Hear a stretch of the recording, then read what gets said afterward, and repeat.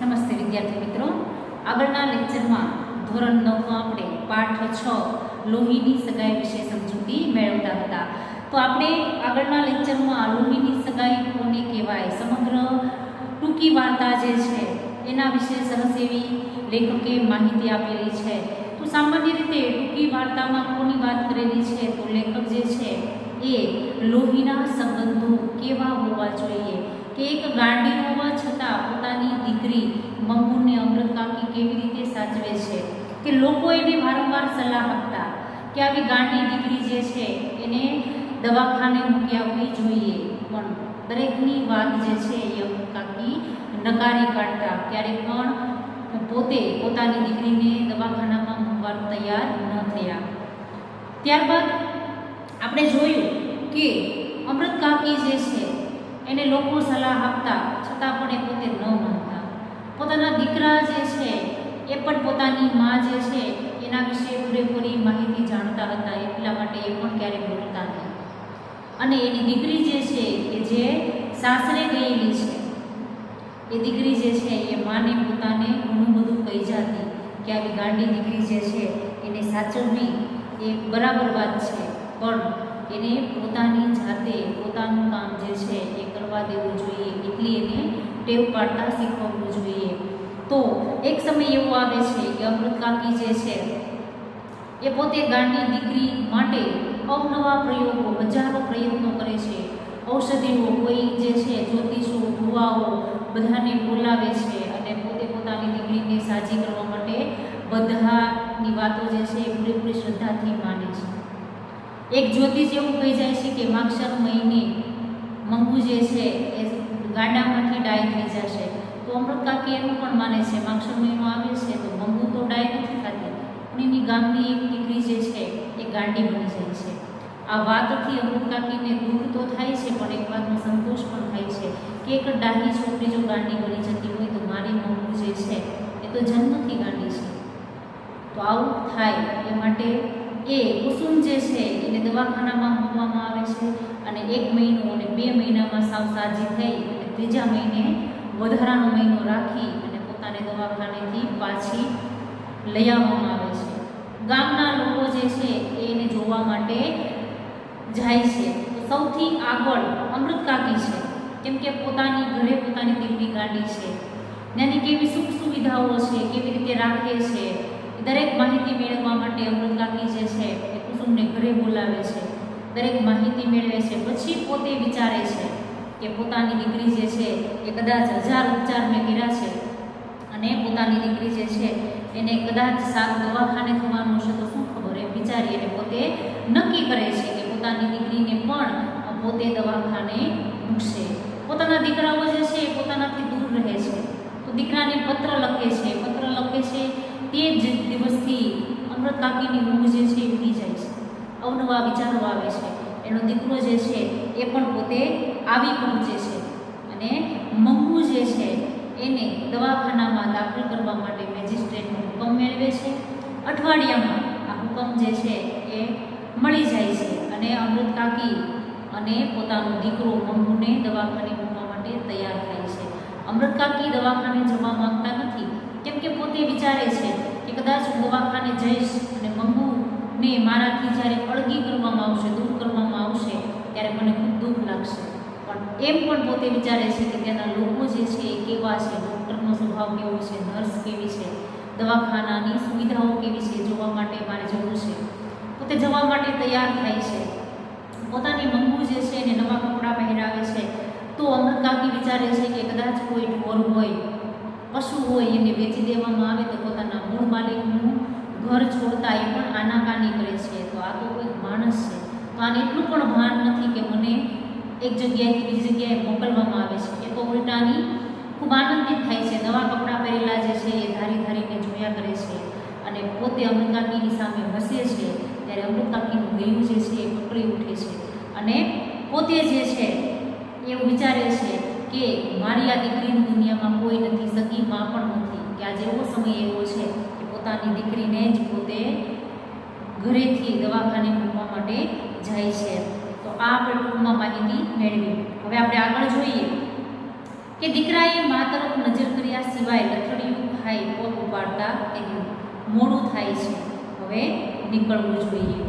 પોતાની સાથે રહેલો પોતાનો દીકરો જે છે એ મા એટલે અમૃત કાકીની તરફ નજર કર્યા વગર આગળ વધે છે. એટલે પોતે લથડિયું ખાઈ જાય છે અને પોતે પગ ઉપાડતા પોતાની માને કહે છે કે હવે આપણે જવું જોઈએ, મોડું થાય છે.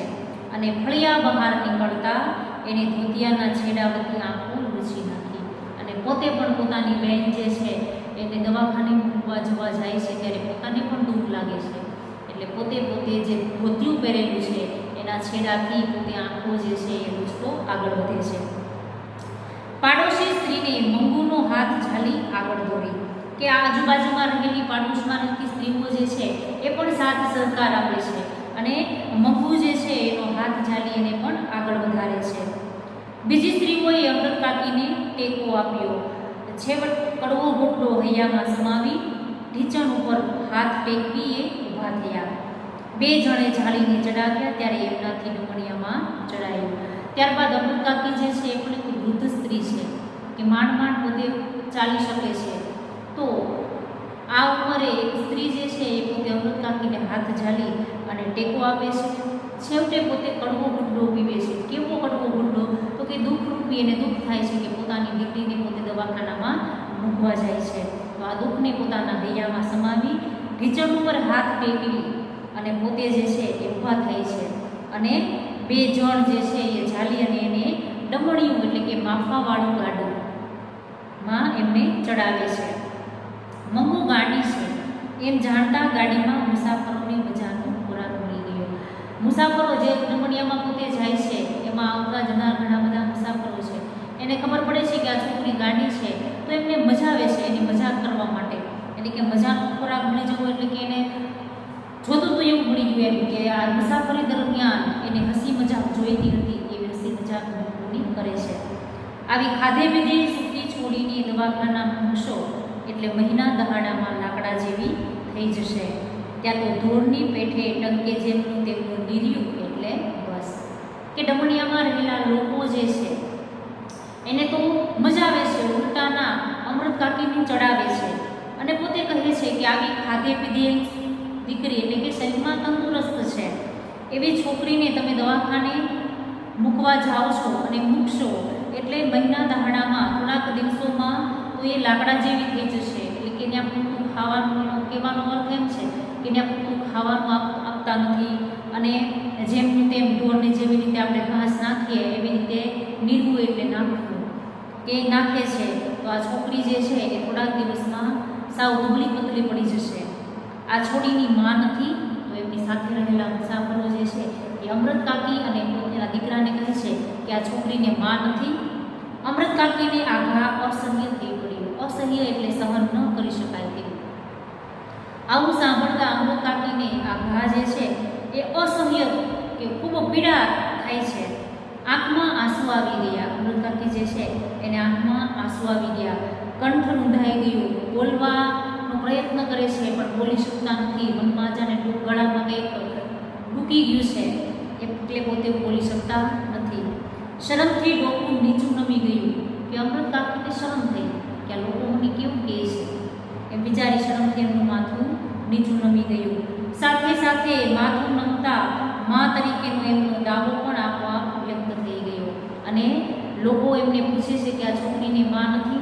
એટલે અમૃત કાકી જે છે એ એકદમ પોતે નિરાશ બની જાય છે. આ જોતા જ એનું માથું જે છે એ નીચું નમી જાય છે.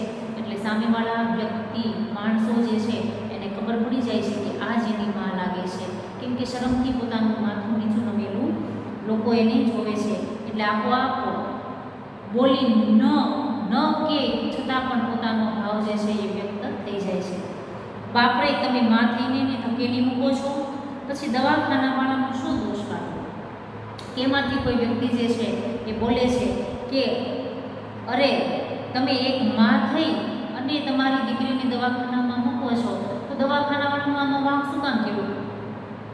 કેમ કે એવું ઈચ્છે છે કે એક માં થઈને જો તમે સાચવવા તૈયાર ન હોય તો દવાખાનાવાળા તો પૈસા લઈને કામ કરતા હોય. એને શું મળ્યું હોય? એને તો પોતાની નોકરી માટે જે ચીંધવામાં આવે એ કાર માટે પોતે તૈયાર હોય.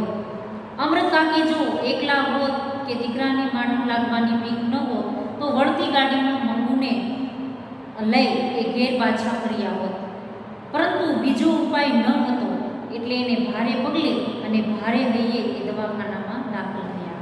હવે લોકોનું આવી વાતો જે છે એ સાંભળી અને અમૃત કાકીથી રહેવાતું નથી. દુઃખ જે છે એ અસહ્ય હૃદયમાં થાય છે અને પોતે એવું પણ વિચારે છે કે કદાચ હું એકલી હોત, મારી સાથે મારો દીકરો ન હોત તો હું મારી મમ્મીને એના એ જ ગાડામાં પાછી લઈ અને ઘરે આવતી અને મારી દીકરીને દવાખાનામાં મૂકત નહીં. પણ જો હું આવું કરું અત્યારે તો મારો દીકરો મારી સાથે છે અને એને પણ ખોટું લાગે કે મારી મા તો સાવ ખોટી છે, ખોટે ખોટો મને ત્યાંથી તેડાવ્યો અને આ દીકરી જે છે બેન જે છે એને દવાખાને મૂકવાનો ઢોંગ કર્યો. એટલા માટે ભારે હૃદયે એટલે કે દુઃખી હૃદયે અમૃત કાકી જે છે એ પોતે દવાખાનામાં દાખલ થાય છે, કેમ કે આ સિવાય એમની પાસે બીજો કોઈ ઉપાય નથી. મુલાકાતનો સમય હતો એટલે વચલા ખંડમાં દર્દીઓ અને એમના સગા સંબંધીઓ છૂટા છૂટા બેઠા હતા. સ્વજનોએ ઘેરથી આણેલી રસોઈ ઘણા જમતા હતા. હવે જે સમયે દવાખાનામાં પગ મૂકે છે એ જ સમયે મુલાકાતનો સમય હતો, એટલે કે દવાખાનામાં જે દાખલ થયેલા ગાંડાઓ જે હતા એને મળવા આવવાનો સમય હતો. એટલે વચલો ખંડ હતો, એમાં દર્દીઓ જે છે અને એમના સગા સંબંધીઓ છૂટા છૂટા પોતે બેઠા હતા. સ્વજનો એટલે કે જે ગાંડા લોકો હતા એના માટેના ઘરના સભ્યો જે છે, સ્વજનો એટલે પોતાના લોકો જે છે એ ઘરેથી રસોઈ બનાવીને લાવેલા હતા, એ પોતાના માણસો જે છે એને ખવડાવતા હતા. અમૃત કાકી પરિચારિકાઓ તરફ જોઈ રહ્યા હતા. હવે અમૃત કાકી જે છે એ પરિચારિકાઓ એટલે નર્સ, સેવિકાઓ એની સામે જોઈ રહ્યા હતા. પેલી બાઈ જે પરિચારિકા હતી તે હસીને બોલી, હવે હું તમને બધું આપીશ, તમારા ધણી સારું સારું ખાવાનું લાવ્યા છે, એકવાર ખાઈ લો. હવે અમૃત કાકી જે છે એ ત્યાં સેવા કરનાર જે પરિચારિકાઓ નર્સ જે છે એની સામે જોઈએ છે કે ત્યાં એવી એક સ્ત્રી હતી કે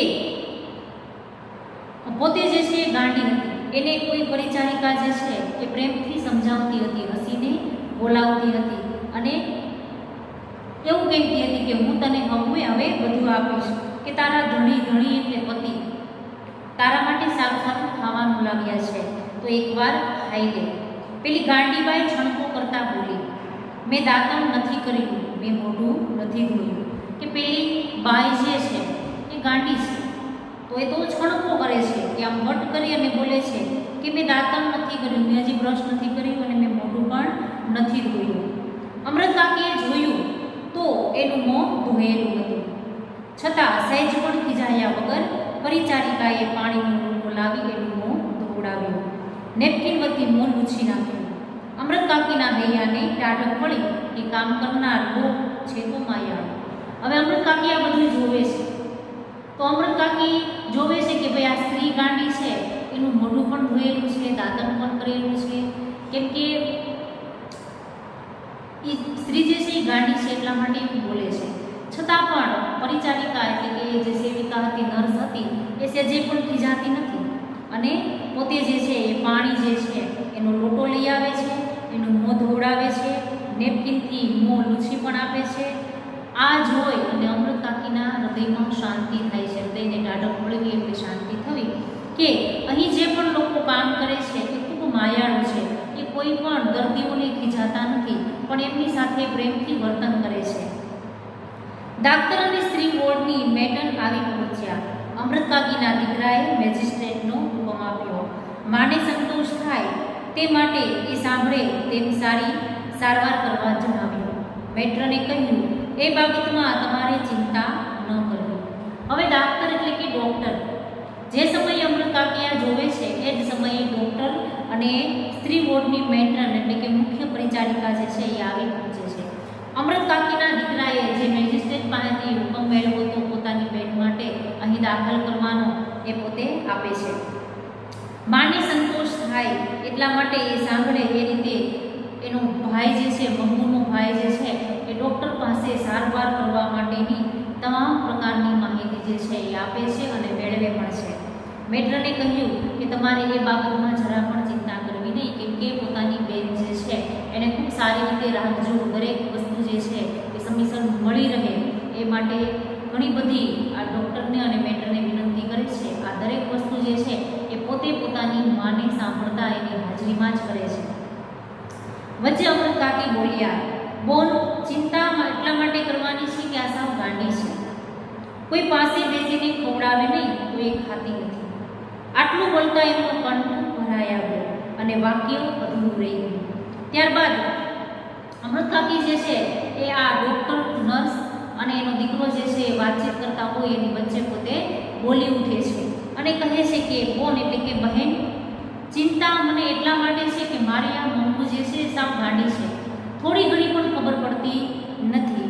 કોઈ પાસે બેસીને એને જમાડે નહીં તો એ જમતી નથી. એટલું બોલતા એનો કંઠ જે છે એ ભરાઈ આવે છે, એટલે કે બોલતા બોલતા મનમાં ડૂમો બાજી જાય છે. આગળ બોલી શકતા નથી અને વાક્ય જે છે એ અધૂરું રહી જાય છે.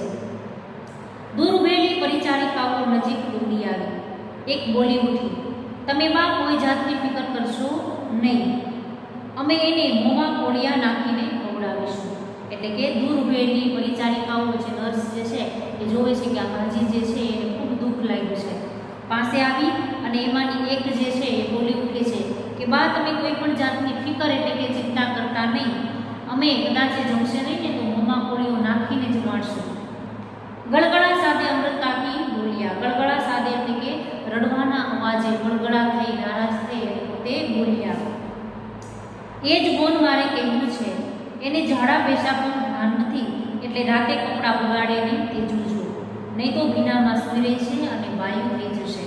એટલે કે અમૃત કાકી જે છે ત્યાં રહેલી નર્સને કહે છે કે હું એ જ કહેવા માગું છું બેન કે એમને ઝાડા પેશાબનું ભાન નથી, પથારી પલળી જશે અને એમને રાત દરમિયાન ચેક કરજો, કેમ કે જો એ ભીનામાં સૂઈ રહે છે તો એમને વાયુ એટલે શરદી થઈ જશે.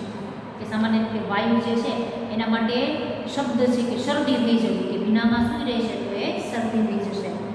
બીજી પરિચારિકાઓ બોલી, રાતમાં 4-5 વખત તપાસ કરવામાં આવે છે. કે ત્યારે એની બીજી કોઈ નર્સ જે છે એ બોલી ઉઠે છે કે અમે એને 4-5 વખત તપાસ કરીએ છીએ દરેક દર્દીને. અમૃત કાકી, રાતે બત્તી હોય તો એની ઊંઘ નથી આવતી. ત્યારબાદ અમૃત કાકી જે છે એ પોતે મંગુ માટે આગળ કહે છે કે રાતે જો ઓરડામાં બત્તી શરૂ હોય તો એમને ઊંઘ નથી આવતી. જેને ઊંઘ ન આવે તેને ઊંઘની દવા આપીએ છીએ.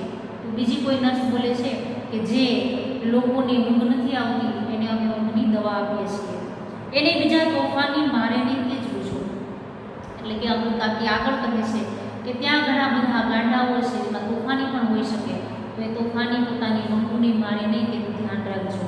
તોફાની હોય તેને જુદા રાખવામાં આવે છે, રાતે બધાને જુદી જુદી ઓરડીઓમાં સુવાડવામાં આવે છે. તો આગળ જે છે એ કોઈ નર્સ કહે છે કે જે તોફાન કરતા હોય એને અલગ રાખવામાં આવે છે, જુદા રાખવામાં આવે છે, કે રાતે બધાને અલગ અલગ રૂમ જે છે ઓરડો એટલે રૂમમાં સુવડાવવામાં આવે છે. મળવા આવેલા મુલાકાતીઓ વિદાય લેતા ત્યારે દર્દીને અંદરના ખંડમાં લઈ જવા પૂરતું બારણું થોડું ખુલતું. એ તક ઝડપી લઈ અમૃત કાકીની નજર 2-3 વખત અંદર ડૂબાઈ ગઈ હતી. 3-4 સ્ત્રીઓને પગમગતા વાળે અસ્તવ્યસ્ત કપડામાં એમને અંદર ફરતી જોયું. એકે એમના ભણી નજર કરી છાતી કૂટી અને એવો ડોળો ત્રાસો કર્યો કે છળી મળ્યા. એ ઉપરથી એમને અંદરનું રહેઠાણ જોવાનું દિલ થયું. માગણી કરી, મંગુની જે ઓરડીમાં રાખવાની હોય તે મને જોવા દો. હવે આ દવાખાનું જે છે એમાં નિયમ એવો હતો કે કોઈ પણ દર્દી જે છે એને જ્યારે દાખલ કરવામાં આવે છે ત્યારે એનો રૂમ જે છે એ થોડુંક જમતું આવવા જવા માટે જઈ શકાય એટલું જ બહારનું ખુલતું, પણ અચાનક બહારનું થોડુંક વધુ ખુલી જાય છે અને જે દાખલ થયેલા પહેલાંના ગાંડાઓ જે છે એમાં 2-3 સ્ત્રીઓ ઉપર અમૃત કાકીની નજર આ બારણામાંથી જાય છે. જોવે છે તો ફગફગતા એટલે કે વાળ જે વિખરાયેલા છે, ઉડી રહ્યા છે, મન ભાવે તેવું વર્તન કરે છે અને એક સ્ત્રીની નજર બરાબર અમૃત કાકી ઉપર પડે છે અને એવો ડોળો, આંખનો ડોળો જે છે ત્રાસો કરીને જુએ છે અને અમૃત કાકીની સામે જોઈને ફૂટે છે. ફૂટવું એટલે કોઈ માણસ જે છે એ મૃત્યુ પામ્યા હોય એમની પાછળ જે રડવામાં આવે એને ફૂટવું કહેવાય.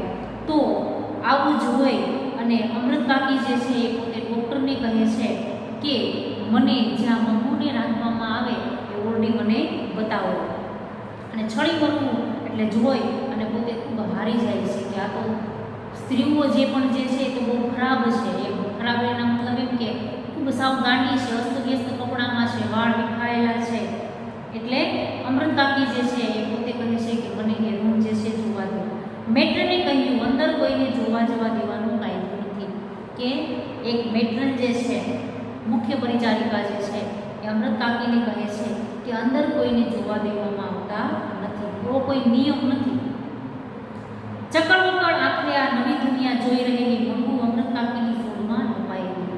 કે આ મંગુ જે છે એ ચકડવકડ ચારે બાજુ આ નવું નવું જોઈ અને પોતે અમૃત કાકીની સોડમાં એટલે કે સાડી જે છે એના છેડામાં પોતે સંતાઈ ગઈ, લપાઈ અને બેસી ગઈ. માથે હાથ મૂકી અમૃત કાકી રોજનું વહાલસો એવું બેટા શબ્દ ઉચ્ચારવા ગયા ત્યાં એમનું સાદ ફાટી ગયું. એટલે કે અમૃત કાકી જે છે એ રોજ મંગુના માથે હાથ મૂકી અને બેટા શબ્દ જે છે એ બોલતા, તો એ બેટા શબ્દ બોલવા જાય છે ત્યાં એનો અવાજ જે છે એ ફાટી જાય છે. મરણપોક જેવી લાંબી પોક મુકાઈ ગઈ. મરણપોક એટલે કે મરતા સમયે મૂકવામાં આવતી પોક, પોક એટલે કે જોશથી રડવામાં આવે એને મરણપોક કહેવાય. એવી પોક જે છે એ અમૃત કાકીથી મુકાઈ ગઈ. આખું દવાખાનું એ આક્રંદમાં ડૂબી ગયું. આક્રંદ એટલે કે આ દુઃખમાં. અમૃત કાકી એવી રીતે રોયા કે ત્યાં રહેલા લોકો જે છે એ પણ દુઃખ અનુભવવા લાગ્યા. દીકરાની આંખમાંથી જોધાર આંસુ વહી ગયા. પોતાનો અમૃત કાકીનો દીકરો જે છે એને પોતાની માને આવી રીતે રડતા જોઈ અને એ પણ જોધાર આંસુએ રડવા લાગ્યો. આવા રુદનથી ટેવાઈ ગયેલા ડાક્ટર, મેટ્રન અને પરિચારિકાઓના હૈયા પણ ભરાઈ આવ્યા. કે રોજ નવા નવા માણસો જે છે એને આવા જોવા મળે છે. દરેક વ્યક્તિ જે છે એ ગાંડું ભલે હોય પણ પોતાના ઘરનું સભ્ય છે એમ જાણી દરેક માણસોને દુઃખ થાય. તો રોજનું આવું જોતા ડૉક્ટરો અને નર્સ જે છે એ પણ દુઃખથી હૃદય જે છે એ ભરાઈ આવ્યું. દિવાલો પણ ધ્રુજી ઉઠી કે આટલું લાગણી ભર્યું કોઈ ગાંડાનું સર્જન આજ સુધી આવ્યું અમે જાણ્યું નથી. કે ત્યાં રહેલી દિવાલો જે છે એ પણ જાણે કે ધ્રુજી ઉઠી હોય અને જાણે કે બોલતી હોય કે આજ સુધી કોઈ ગાંડા વ્યક્તિનું આટલું બધું લાગણી ભર્યું કોઈ ગાંડાનું સર્જન આજ સુધી આવ્યું હોય એવું બન્યું નથી. કે આ પહેલી જેવી વ્યક્તિ છે કે પોતાની દીકરી આટલી ગાંડી છે છતાં પણ એને મૂકતા કેટલું બધું દુઃખ થાય છે.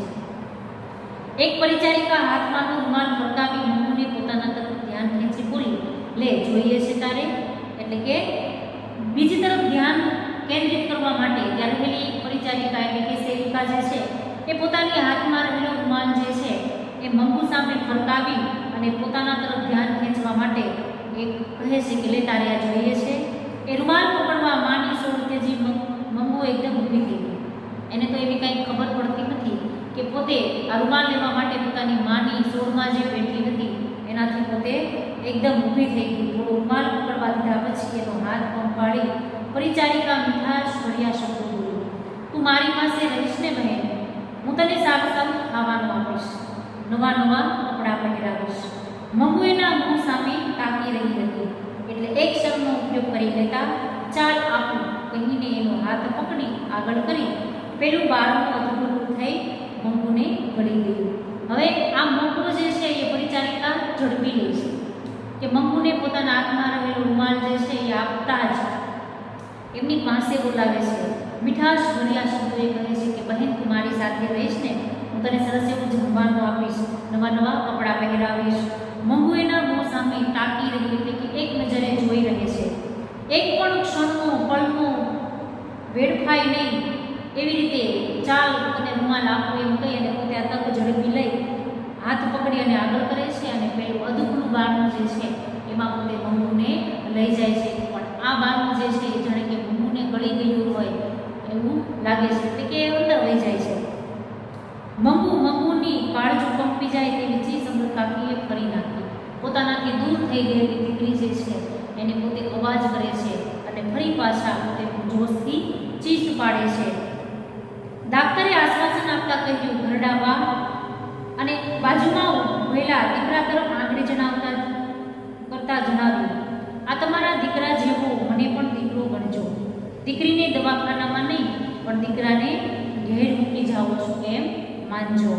એટલે કે ત્યારબાદ ડૉક્ટર જે છે એ અમૃત કાકીને આશ્વાસન આપે છે અને કહે છે કે વૃદ્ધબા, ઘરડાબા એટલે વૃદ્ધબા, અને બાજુમાં ઉભેલા દીકરા તરફ આંગળી જણાવતા ડૉક્ટર કહે છે કે તમારા દીકરા જેવો જ મને ગણજો કે તમે મંગુ જે છે એને કોઈ દવાખાનામાં નહીં પણ તમે તમારા દીકરાને ઘરે રૂપિયા મૂકો છો એવું તમે માનજો.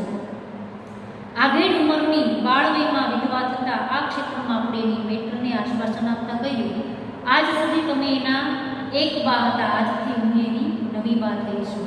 ત્યારબાદ આગળ ઉંમરની એટલે કે થોડી મોટી ઉંમરની સ્ત્રી જે છે એ પોતે નાની ઉંમરમાં જમાં વિધવા થયેલી હતી એ અને પોતે ત્યારબાદ લગ્ન ન કરતા આ જ ક્ષેત્રમાં પોતે જોડાય છે, એટલે કે નર્સ તરીકેનું કાર્ય જે છે એ સ્વીકારે છે અને પોતે કહે છે કે આજ અત્યાર સુધી તમે એના એક બા હતા, આજથી હું એની બીજી નવી બા જે છે એ છું એમ તમે માનજો.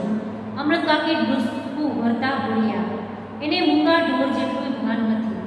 મેં એને આજ સુધી મારાથી અળગી કરી નથી. કુસુમને તમારા દવાખાનામાં મટ્યું એટલે મેં કાળજું કઠણ કરી અને એમનો કંઠ રૂધાઈ ગયો. અમૃત કાકી જે છે એ પોતે ડૂસકું ભરતા ભરતા ડૉક્ટરને કહે છે કે મૂંગું ઢોર હોય એને જેટલું ભાન હોય એટલું પણ મારી મંગુને ભાન નથી, કે મેં આજ સુધી મારાથી મારી આ મંગુ જે છે ગાંડી દીકરી જે છે એનાથી અળગી કરવી એટલે કે દૂર કરી નથી. કુસુમને તમારા દવાખાનામાં સારું થયું એટલે મેં મારું હૃદય જે છે કાળજું જે છે કઠણ કરી દીધું અને વિચાર્યું. એટલું બોલતા એનો કંઠ જે છે ઊંધાઈ જાય છે, તે આગળ બોલી શકતા નથી. મેટ્રન એ કુસુમ જેવી આપણ થોડા વખતમાં ડાહી થઈ જશે.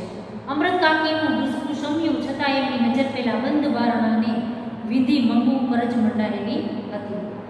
મંગુએ જાણે એમને યાદ દેવડાવ્યું હોય તેમે બોલ્યા, એ લુખો રોટલો ખાતી નથી.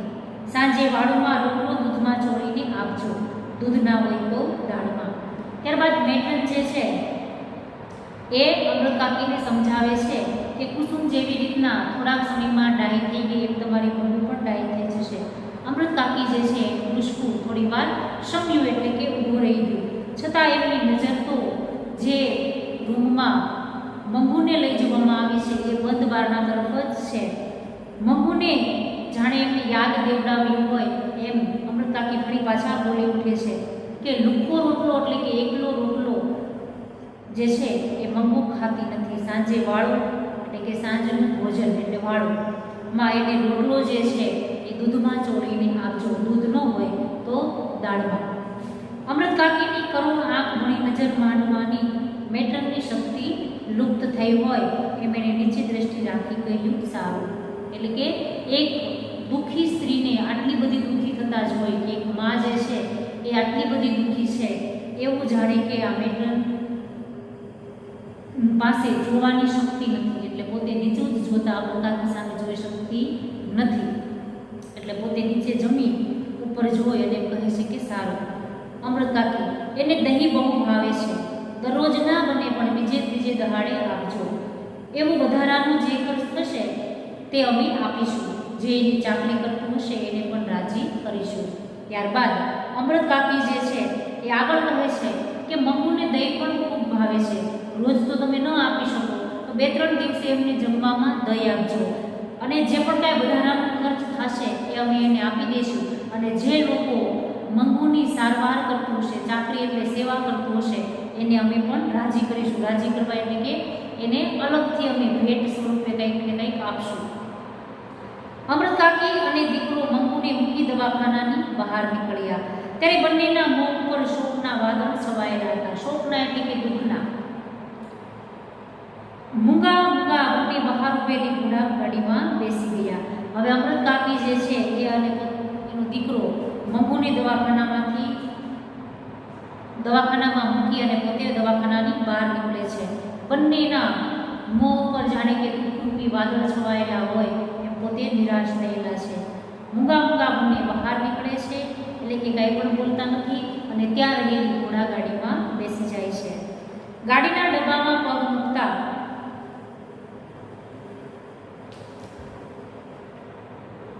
અમૃત કાકીને સાંભળી આવ્યું, દવાખાનામાં સુવા માટે ખાટલો આપતા હશે કે નહીં. મંગુ નીચે સૂઈ રહેતી નથી એટલે જો ખાટલો નહીં હોય તો એને નહીં ફાવે. મનમાં થયું કે જો પોતાને અંદર જોવા જવા દીધી હોત તો આ ભાડવણી કરવાનું રહી ન જાત. લોહીમાં ખાટલો ન જુઓ એટલે એને તરત સાંભળી આવત. ત્યારબાદ અમૃત કાકી જે છે એ દવાખાનાની બહાર આવી ઘોડાગાડીમાં મા દીકરો બેસે છે. ત્યારે ફરી પાછો અમૃત કાકીને વિચાર આવે છે કે દવાખાનામાં સુવા માટે ખાટલો આપતા હશે કે નહીં, કેમ કે પોતાની મંગુ જે છે એ નીચે સુવા ટેવાયેલી નથી અને જો ખાટલો નહીં હોય તો એને ફાવશે નહીં. અને મનમાં એમ થાય છે કે કદાચ પોતાને અંદર જોવા જવા માટે વિધિ હોત તો એ જોઈ લે કે કેવી ભાળવણી એટલે કે જાળવણી, કાળજી રાખવાનું રહી ન જાય. પોતે ઓરડામાં ખાટલો ન જોવો એટલે એને તરત સાંભળી આવત કે ખાટલો નથી તો મારે નહીં ફાવે, એટલે પોતે જે છે એ ડૉક્ટર કે નર્સને કહી શક્યા હોત. દવાખાનામાં કામ કરનાર માયાળુ છે, ભલા છે એવી ખાતરી અમૃત કાકીને થઈ હતી. ત્યારબાદ અમૃત કાકીને પણ ખબર પડી ગઈ હતી કે ત્યાં કામ કરનાર લોકો બધાએ માયાળુ છે, દયાળુ છે, ખૂબ ભલા છે, સારા છે. પરંતુ એમને અંદર જવા દીધા ન હતા એટલે વસવસો રહી ગયો હતો કે આપણને નહીં ગમે તેવું હશે ત્યારે જ અંદર જવા નહીં દેવાનો કાયદો કર્યો હશે ને. કે અમૃત કાકી વિચારે છે કે લોકો તો ખૂબ સારા છે પણ એમને અંદર એના રૂમમાં જોવા જવા માટે ન દીધા, એટલા માટે પોતે વિચારે છે કે અંદર આપણને ગમે તેવું નહીં હોય એટલા માટે જ તો કાયદો નિયમ કરેલો હશે ને કે અંદર કોઈને જોવા જવા ન દેવા. એને ટેકો આપતું હોય એમ પેટ વધુનું બારણું, ભૂતની માફક ભમતી ગંદી જથર વથર અને ભૂખે મરી ગઈ હોય તેવી બિહામની ગાંડી સ્ત્રીઓ. એ સાથે અમૃત કાકીને મંગુ પોતાને જ ન જોવાથી રડતી હોય તેવો સાદ સંભળાયો. એની આંખમાંથી આંસુ ચાલ્યા. બાજુમાં બેઠેલી સ્ત્રીએ પૂછપરછ કરી, કેમ બા રડો છો, કોઈનું મૈણું થયું છે? હવે અમૃત કાકી પોતે વિચારે છે કે પોતે પોતાને અંદર જોવા જવા માટે ડૉક્ટરે ના પાડી, કેમ કે પોતે વિચારે છે કે અંદર નહીં જવા દેવાનો કાયદો એટલા માટે કરેલો હશે કે અહીંયા સારી સુવિધા નહીં હોય. પણ પોતે આ વાક્યને જાણે કે કોઈ વાત જે છે એ ટેકો એટલે કે આધાર આપતું હોય એમ પેલું વધુનું બારણું જે છે એ અમૃત કાકીને યાદ આવે છે. ભૂતની માફક ભમતી ગંદી અને જથ્થર પથ્થર લગર વગર સ્ત્રીઓ કેવી હતી તો કે બિહામણી એટલે કે બીક લાગે તેવી, ભૂખે મરી ગયેલી હાડપિંજર જેવી સ્ત્રીઓ. ગાંડી સ્ત્રીઓને જોતા અમૃત કાકી જે છે એને પોતાને વિચાર આવે છે કે જાણે અત્યારે પોતાની મંગુ જે છે એ રડી રહી હોય એવો સાદ સંભળાય છે. એમની આંખોમાંથી આવું વિચારતા આંસુ વહ્યા જાય છે. તો એની બાજુમાં બેઠેલી કોઈ સ્ત્રી જે છે એ અમૃત કાકીને પૂછે છે કે કેમ બા રડો છો, કોઈનું મહિનું એટલે મૃત્યુ થયું છે? રાતે 11:15 વાગે ઘેર આવ્યા ત્યારે એમની વાટ જોતી પાડોશન જે એમની પિતરાઈ થતી હતી એ જાગતી હતી. પોતાના પિતરાઈ એટલે કે ભાઈની વહુ કે રાતે 11:15 વાગે કે 10:45 એટલે 10:45નો સમય થયેલો હતો. એ સમયે એમની બાજુમાં રહેતી એમની પાડોશન જે એમની ભાઈની વહુ થતી હતી એ જાગતી હતી. એમને માટે એને રસોઈ કરી રાખી હતી. અમૃત કાકી અને પોતાના દીકરા માટે તે રસોઈ બનાવી રાખી હતી, પરંતુ બંને જણે વાળ કરવાની ના પાડી. પણ મા દીકરા બેએ જમવાની ના પાડી. સ્વજનના મરણનો ઘા તાજો હોય તેમ આગ્રહ કરનારની જીભ ન ઉપડે તેમ પાડોશન વેચતા ન કરી શક્યો. કે કોઈ પોતાનું વ્યક્તિ જે છે એ મૃત્યુ પામ્યું હોય અને કોઈ વ્યક્તિ જમવાની ના પાડે કે મારે જમવું નથી, તો કોઈ વ્યક્તિ જે છે એને આગ્રહ કરીને જમાડી ન શકે. એવી રીતે આટલું દુઃખ જે છે એ અમૃત કાકીને અને એના દીકરાને થયેલું છે, તો આ સ્ત્રી જે છે એ પણ પોતે કોઈ જાતની ખેંચતાણ કરી શકતી નથી, વધારે તાણ નથી કરી શકતી તમે જમો એમ, કેમ કે આજે એને ખૂબ આઘાત લાગેલું છે, નિરાશ છે. અમૃત કાકીના અંતરમાં એક જ તંબુરો વાગી રહ્યો હતો. તંબુરો વાગવો એટલે કે એકની એક વાત જે છે એ મનમાં વારંવાર આવી રહી હતી. મંગુ અત્યારે શું કરતી હશે? પળે પળે એ જ વિચાર એમના હૈયાને વિંધી રહ્યો હતો કે દરેક મિનિટે દરેક ઘડીએ એમને એક જ વિચાર જ આવતો હતો કે પોતાની દીકરી જે છે એ શું કરતી હશે, કેટલી ઠંડી છે, એને ઓઢાડ્યું હશે, પેશાબ કરી પલાળ્યું હશે, તો એની ઘાઘરી અને પાથરણ બદલ્યા હશે. ત્યારબાદ પોતે વિચારે છે કે કેટલી બધી ઠંડી છે, પોતાની દીકરી જે છે એને જો પથારી પલાળી હશે તો એના કપડાં જે છે એ બદલાવ્યા હશે કે નહીં. આવા ઘણા બધા વિચારો અમૃત કાકીને આવે છે. જાણે મંગુ એમનો બોલ સાંભળવાની હોય એમ એ બગડ્યા, બેટા પેશાબ ન કરતી, ઓઢાડેલું કાઢી ન નાખતી. આ શબ્દો સૂતી વખતે એ કાયમ માટે ઉચ્ચારતા છતાં મંગુ એનું અમલ કરતી નહીં. કે જાણે કે મંગુ જે છે સાંભળતી હોય એમ અમૃત કાકી પોતે બોલે છે કે બેટા પથારી ન પલાળતી, ઓઢાડેલું ન કાઢતી. આ શબ્દો જે છે એ અમૃત કાકી જ્યારે મંગુ એમની પાસે હતી ત્યારે રોજ સૂતી વખતે બોલતા, છતાં પણ આ શબ્દોનું ક્યારેય મંગુ અમલ ન કરતી, એટલે કે ન માનતી. રાતે એને પેશાબ કર્યો હોય તો એની ઘાઘરી અને પથારી એ બદલી નાખતા.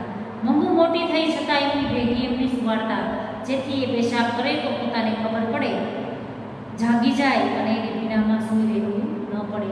કે નાના બાળકની કાળજી જેવી રીતના મા જે છે એ રાખતી હોય એમ અમૃત કાકી એની મંગુ મોટી થઈ છતાં પણ પોતાની ભેગી જ સુવડાવતા. શું કામ? કેમ કે પથારી પલાળે તો અમૃત કાકીને ખબર પડે, ભીનું થાય તો પોતાની દીકરીના કપડાં બદલી નાખે અને એ મંગુને ભીનામાં સૂઈ રહેવું ન પડે એટલા માટે પોતાની દીકરીને પોતાની સાથે સુવડાવતા. અમૃત કાકીને પોતાને પણ એના વગર પથારી સૂની સૂની લાગતી હતી, કે સાવ એની પથારી મંગુ વગર એમને સૂની સૂની લાગતી હતી. મનમાં થયું મારા ભેગી સુવા ટેવાઈ ગયેલી એને ઊંઘ આવી હશે. ફરી પાછા પોતે વિચાર કરે છે કે રોજ મારી ભેગી સૂતી તો મારા ભેગી સુવા ટેવાયેલી આ મંગુ જે છે એને એકલા ઊંઘ આવતી હશે. એ સાથે આંખો બહાવરી બની પોતાને શોધતી હોય તેમ એમને દેખાયું. એમને ઈસ ઉપર કપાળ કૂટ્યું. હું માં થઈને એને દવાખાને હડસેલવી આવતી રહી, એનાથી ડૂસકું ભરાઈ ગયું અને પોતે આગળ વિચારે છે કે પોતાની દીકરીને ઊંઘ આવી હશે કે નહીં. એ સાથે જ એની આંખો જે છે એ બહાવરી એટલે કે આમ ગાંડી ગયેલી થઈ ગઈ હોય, એમ પોતે એની ગોતતી હોય, શોધતી હોય એમ એમને દેખાયું. પોતે ખાટલાની ઈસ જે છે કે જ્યાં પાયો હોય ખાટલાનો, એ ઈસ ઉપર પોતે કપાળ જે છે એ કૂટવું એટલે કે પછાડે છે. હું માં થઈ અને એને દવાખાને હડસેલી આવી એટલે કે મૂકી આવી. એમનાથી ડૂસકું ભરાઈ ગયું, એનાથી ડૂસકું ભરીને રોવાઈ ગયું કે એક માં થઈ અને હું મારી દીકરીને દવાખાને મૂકી આવી. બહારના ખંડમાં સૂતેલા દીકરાને પણ ઊંઘ આવી ન હતી. હવે એનો અમૃત કાકીનો દીકરો જે છે એ બહાર સૂતો હતો, એને પણ ઊંઘ ન આવી. મા કરતાં એને સોમા ભાગની મંગુ સાથે માયા ન હતી, છતાં એની છાતી ઉપર વેદનાના કાળમીંડ પથ્થર મુકાઈ ગયો હતો. કે પોતાની માને જેટલો એની દીકરી પ્રત્યે પ્રેમ હતો એટલો એની બેન પ્રત્યે એને પ્રેમ 100 ગણો પણ ન હતો, છતાં પણ 100 ભાગનો પણ ન હતો. છતાં પણ પોતાને જાણે કે પોતાની છાતી ઉપર કાળમીંડ એટલે કે પથ્થર જે છે, વેદનાનું કાળમીંડ પથ્થર જે છે એ મુકાઈ ગયો હોય, જેમ તેમ કરીને આગો જતો ન હતો. એટલે કે એને આ વાતથી દુઃખ હતું કે પોતાની બેનને દવાખાનામાં મૂકી આવ્યા છે. માના ડૂસકા સાથે એની આંખમાંથી પણ આંસુ વહેવા લાગ્યા. એટલે કે એનો દીકરો જે છે એને એટલી બધી દુઃખ થતું હતું, પણ પોતે જાણે કે એના હૃદય ઉપર કોઈ એક કાળમીંડ પથ્થર મૂકી દીધો હોય કે જે પોતાનું દુઃખ વ્યક્ત નથી કરી શકતો, છતાં પણ પોતે દુઃખી છે. કે એની માએ જે ડૂસકું ભર્યું એનો અવાજ જે છે એ બહાર તેનો દીકરો સાંભળે છે અને એની આંખમાંથી પણ આંસુ વહેવા લાગ્યા. પોતાની આટલી બધી વેદના થાય તો માને શું શું થતું હશે. પોતે વિચારે છે કે પોતાને જો આટલું બધું દુઃખ થતું હોય તો પોતાની મા જે છે એને કેટલું દુઃખ થતું હશે. વેદના માના હૈયાનું માંસ કેવી ક્રૂર રીતે ચૂકી રહી હતી એનો સાક્ષાત્કાર જીવનમાં પહેલી વખત દીકરાને થયો. કે પોતાની મા જે છે એને હૃદય જે છે એનું માંસ જે છે એ કેવી ક્રૂર રીતે જાણે કે ચૂથી રહ્યું હતું. કોની વાત કરે છે કે એને એટલી બધી પીડા થતી હશે જેના લીધે એનું હાડ માંસ જે છે એ સુકાઈ રહ્યું હશે, કોઈ ચૂથી રહ્યું હશે. એવો સાક્ષાત્કાર પોતાને સાક્ષાત્કાર થવો એટલે કે જીવનમાં પહેલી વાર પોતાના દીકરાને હકીકત સમજાય છે કે પોતાની વ્યક્તિ હોય એ આપણને કેટલી વાલી હોય. તો આ દુઃખ જે છે એ પોતાના અમૃત કાકીના દીકરાને સમજાય છે. એનું હૈયું પોકારી ઉઠ્યું. માનું આ દુઃખ કોઈ ઉપાયે ટાળવું જોઈએ. અને દીકરો પોતે બહાર સૂતેલો છે એ વિચારે છે કે મારી મા જે છે એ આટલી બધી દુઃખી છે તો કોઈ પણ ઉપાય કરી અને મારી મા જે છે આ દુઃખ જે છે એ ટાળવું જોઈએ, એટલે કે હું દૂર કરવું જોઈએ. દીકરો થઈને આટલું હું ન કરી શકું તો મારું જીવતર દૂર છે. કે એક દીકરો થઈ અને હું જે છે એ જો મારી માનું દુઃખ દૂર ન કરી શકું તો મારું જીવન જે છે એ દૂર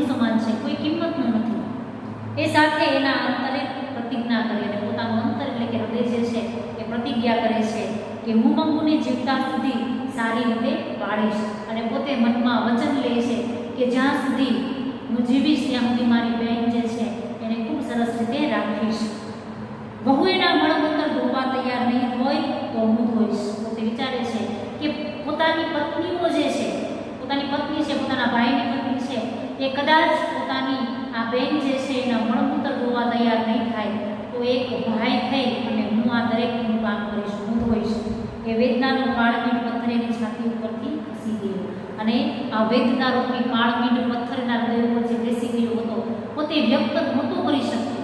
પોતાની વેદના જે છે એ કોઈને કહી નહોતો શકતો. એ વેદના જે છે એ દૂર કરવા માટે પોતે નિર્ણય કરે છે અને આ પથ્થર એના હૃદયમાંથી કાયમ માટે ખસી જાય છે અને પોતે નક્કી કરે છે કે પોતાની બહેનને પોતે સવાર થતાં જ લઈ આવશે અને પોતે જ એની સંપૂર્ણ દેખરેખ કરશે. અમૃતકાકીએ બીજું ડૂસકું ભર્યું હોત તો દીકરાએ ઘડીએ જ એમની પોતાની પ્રતિજ્ઞા જણાવી શાંત પાડ્યા હોત, પરંતુ એ જંપી ગયેલા લાગ્યા. એટલે હવે સવારે વાત એમ માની દીકરાએ ઊંઘવા આંખ મીચી અને થોડીક વારમાં એની આંખ મળી ગઈ. ત્યારબાદ અમૃતકાકી જે છે એને એક ડૂસકું ભર્યું ત્યારે પોતાના દીકરાને સાંભળતા જ દીકરો જે છે એ સાંભળી ગયો અને એને દુઃખ થયું. હવે બીજું ડૂસકું પોતાની માએ ભર્યું હોત તો દીકરો એની મા પાસે જઈ અને પોતે પોતાના હૃદયમાં જે પ્રતિજ્ઞા કરે છે કે હું મારી બહેનને સાચવીશ, એ નિર્ણય જે છે એ જઈને જણાવી દે. પણ બીજું ડૂસકું ભર્યું નહીં અને પોતાના દીકરાને એમ થયું કે પોતાની મા જે છે એ જંપી ગયો છે, જંપી જવું એટલે શાંત થઈ જવું, ઊંઘી જવું. એટલે હવે હું મારી માને સવારે વાત કરીશ એમ માની અને દીકરો જે છે એ આંખ બંધ કરવા માટે પ્રયત્ન કરે છે અને થોડી જ વારમાં એને પણ ઊંઘ આવી જાય છે. આંખ મળી જવી એટલે ઊંઘ આવી જવું. વહેલી પરોઢે ઘંટીનો અને વલોણાનો મધુર અવાજ ગામમાં ગુંજી રહ્યો હતો. વહેલી સવાર પડે છે અને લોકો જે છે આ વહેલી સવારે ઘઉં જે છે પોતાની ઘંટીથી દળાઈ રહ્યા છે, છાશ બની રહી છે, એટલે વલોણાનો મધુર એવો અવાજ સમગ્ર ગામમાં સંભળાઈ રહ્યો છે. ત્યારે ગામ આખાને બીંધી નાખે તેવી ચીસાચીસ અમૃતકાકીએ કરી મૂકી. ધાજો રે ધાજો મારી મંગુને મારી નાખી રે. અને આવા મીઠા મધુર અવાજમાં વહેલી સવારે એક કર્કશ અને ચીસાચીસ કરી મૂકે એવો અવાજ જે છે કે જે આખા ગામને બીંધી નાખે એવો અવાજ અમૃતકાકી કરી મૂકે છે કે ધાજો રે એટલે કે દોડજો રે દોડજો મારી મંગુને મારી નાખી રે, એવું પોતે જોશથી બોલે છે. દીકરો ખાટલામાંથી ઉછળી પડ્યો. પાડોશી દોડી આવ્યા. ઘંટીઓ અને વલોણાઓ થંભી ગયા. જેને સાંભળ્યું એ પણ ધાઈ આવ્યા અને આવ્યા એવા ભડકી ગયા. અમૃતકાકી મંગુની નાકમાં બટલાઈ ગયા હતા અને છેલ્લે એનો દીકરો જે છે એની માનો પોતાનો આવો ચીસ પાડી શકે એવો અવાજ સાંભળે અને પોતે ખાટલામાંથી ઉછળી પડે છે. પાડોશી પણ દોડી આવે છે. જે વલોણા અને ઘંટીઓ શરૂ હતી એ પણ અચાનક થંભી જાય છે એટલે કે ઊભી રહી જાય છે અને જે લોકોએ સાંભળ્યું એ પણ બધા ધાઈ આવ્યા એટલે કે દોડી આવ્યા અને એવા બધા હમકી ગયા. હમકી જવું એટલે આશ્ચર્યચકિત થઈ ગયા કે આ શું. અમૃતકાકી પણ મંગુની નાતમાં વટલાઈ ગયા. અમૃતકાકી મંગુની નાતમાં વટલાઈ જવું એટલે મંગુની જેવું ગાંડા થઈ જવું. અમૃતકાકી પણ પોતાની દીકરીની વેદના જે છે એના હૃદયમાં એટલી બધી પોતાની દીકરીની વાતથી એટલા બધા દુઃખી હતા કે પોતે પણ પોતાની દીકરી મંગુની જેમ ગાંડા થઈ જાય છે. તો અહીંયા આપણો આ પાઠ જે છે ટૂંકી વાર્તા જે છે એ પૂરી થાય છે. અને મેં તમને બોર્ડ ઉપર જે શબ્દાર્થ લખાવ્યા હતા એમાં રૂઢિપ્રયોગ જે છે એ ખૂબ વધારે છે, એટલે હું તમને પીડીએફ દ્વારા એ તમામ પ્રકારના રૂઢિપ્રયોગ જે છે એ હોમવર્ક સ્વરૂપે સ્ટડી મટીરિયલમાં મોકલીશ. અહીંયા આપણો પાઠ જે છે એ પૂરો થાય છે અને હવે પછીના નેક્સ્ટ લેક્ચરમાં આપણે જે છે એ લેક્ચર જે છે એમાં અર્થ વિસ્તાર, ત્યારબાદ પત્ર અને નિબંધ જે છે એની થોડી ઘણી માહિતી